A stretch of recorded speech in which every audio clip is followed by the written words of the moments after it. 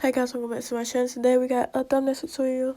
So I just took that picture, boom, period, sis. So, you know how iPhone camera be, you have to go in and flip it around to get it right. Well, at least that's what I do. So, then you can just edit the picture without even having to edit in any app.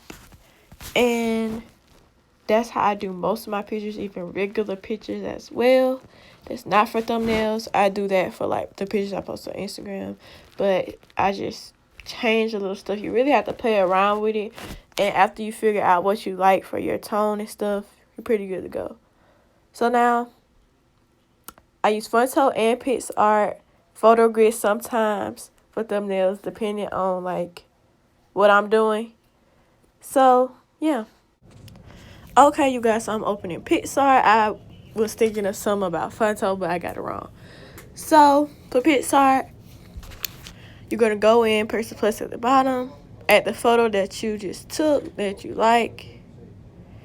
Then you're going to press and go to crop. Crop the first one. So, to make it a thumbnail, I was a little confused because I never did that part actually in PixArt, but I figured it out and y'all will see that. So, then you just press YouTube and then you can tap the top and you can type in 1 to 80 as the width and 720 as the height, and that's the least measurements that it have to be to fit as a thumbnail for YouTube. So that's what I typed in. It's another measurement too, but if I find it, then I'll find it and put it up there for you guys. So then you just press OK. So I really like to blur my pictures, like the background, so it can be like blurred, especially since like I record just wherever and I don't want all that stuff in the background. So then I go back into the FX effects and I press HDR because I just like how that make it look. And you can figure out which ones, like which filter you like. Then I press colorize, and I chose blue for this one just because that's the color that stuck out to me. So then I go in and add photo to add the same photo, but I have to cut it out. And sometimes you can press person and it can it'll cut it out, right? But sometimes PixArt doesn't cut it out right and it just messes it up like that. And you can just play around with it to see if you like it like that. I didn't like it like that. So then I just trashed it and went back and redid it again. And I just cut it out myself, which did take a little while, like 5 to 10 minutes likely, just because you want to make sure you got everything so the cutout will look right. So then you press erase and you go back in like that. And you know you just gotta take your time so it'll be nice and neat and not just messed up everywhere. Okay, so now I'm back. Okay, y'all, so now this is the final cutout. That's the one I'm using and I like that one a lot. So you can go in and edit this cutout the same way that you edited the first photo if you would like to do that.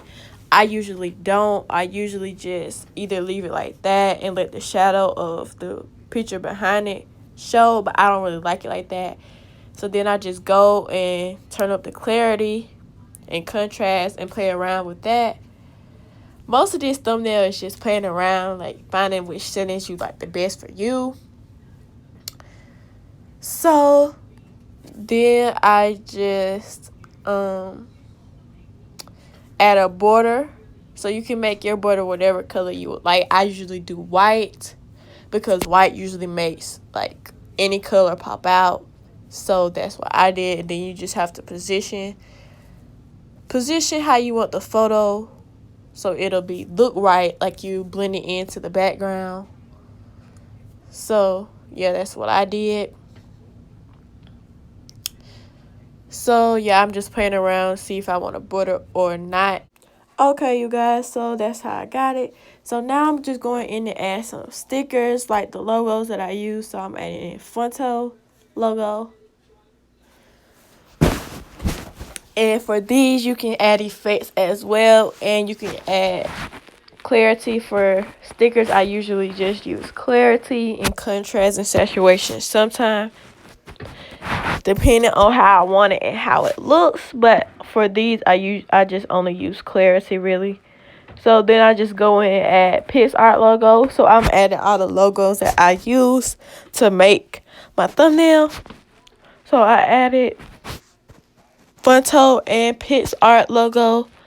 So now since it doesn't look right with just two, I went in and added the YouTube logo sticker. I chose the YouTube logo sticker basically because I'm making a thumbnail for YouTube, and plus it didn't look right with just just with two stickers. So that's why I added a third one to make it equal to fit along the bottom of the thumbnail. So then I just turned the clarity up on that, and then I think I went back and did contrast or something like that. I think it was shadows also. You can also make the shadows, and you can position it horizontally or vertically, or you can just do it like right behind it. And to do that, you can do 0, 0, and I only did that for the YouTube and the PixArt one. I did not do that for the Funto logo. And yeah, that's pretty much it for PixArt. So then you press save, and it should save to your photos. So then Funto, you go and press the little camera. You go to photo album. You choose the photo that you did.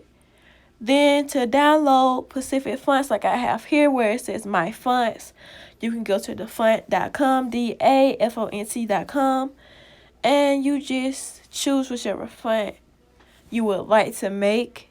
So I chose Brightly Crush Shine. So that's how I did that. And I usually customize my titles or my words, rather just break them up so they can have different effects in different colors and things of that nature. So yeah. And I'm catching feelings, baby.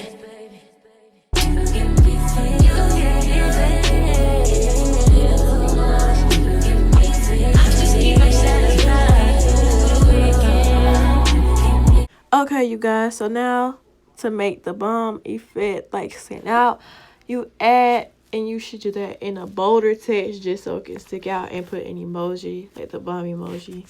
Then you can go in with whatever other kind of font you want. Just make it nice and neat. So to customize these, you would go to style. Then you can choose whatever colorway you would like for the text. And then you would go to stroke to put whatever outline you would like for your text to be. And that's how I like my text. And you could just move it around and style it however you would like. And you should probably do a calm color in the middle for bomb, especially since it'll be like this how it is, like the same like a shade of the background you do than a regular shade, like a calm neutral shade. And then you can do a shade that sticks out like this. And I ended up taking the heart emoji away because it was bumping into the bomb emoji like you see now.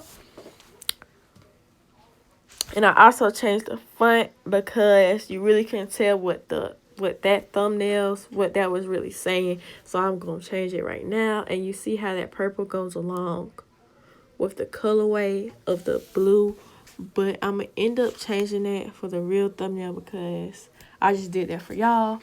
So then you would press the arrow like you're airdropping, and you would save it to your camera roll as an image. And as you can see, guys, it's right there. This is the end of this video. I hope you guys enjoyed. And I love you, C Mafia.